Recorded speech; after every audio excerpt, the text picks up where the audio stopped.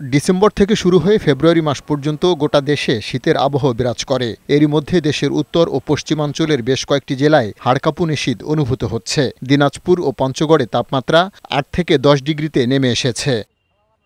তবে রাজধানী ঢাকাসহ দেশের মধ্য ও দক্ষিণাঞ্চলে এখনও জেঁকে বসেনি শীত।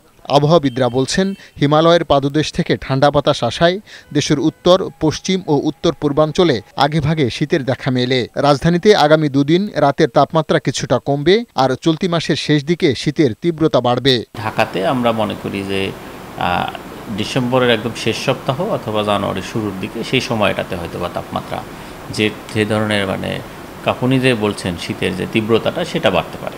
এবছর শীত মৌসুমে সারা দেশে মৃদু থেকে তীব্র অন্তত ১২টি শৈত্যপ্রবাহ বয়ে যাওয়ার সম্ভাবনা রয়েছে বলে জানান এই আবহাওয়াবিদ। ৩ মাস যদি আমরা বলি, সেখানে বলা হয়েছিল যে আপনার মৃদু থেকে মাঝারি ধরনের যে শৈত্যপ্রবাহ সেটা হচ্ছে ৬ থেকে ৮টি, এবং তীব্র যে শৈত্যপ্রবাহ সেটা হচ্ছে ৩ থেকে ৪টি হতে পারে। এছাড়া মৌসুমি বায়ুর কারণে ডিসেম্বর মাসে কোথাও কোথাও হালকা বৃষ্টির সম্ভাবনাও রয়েছে। পার্থ রহমান, বৈশাখী সংবাদ, ঢাকা।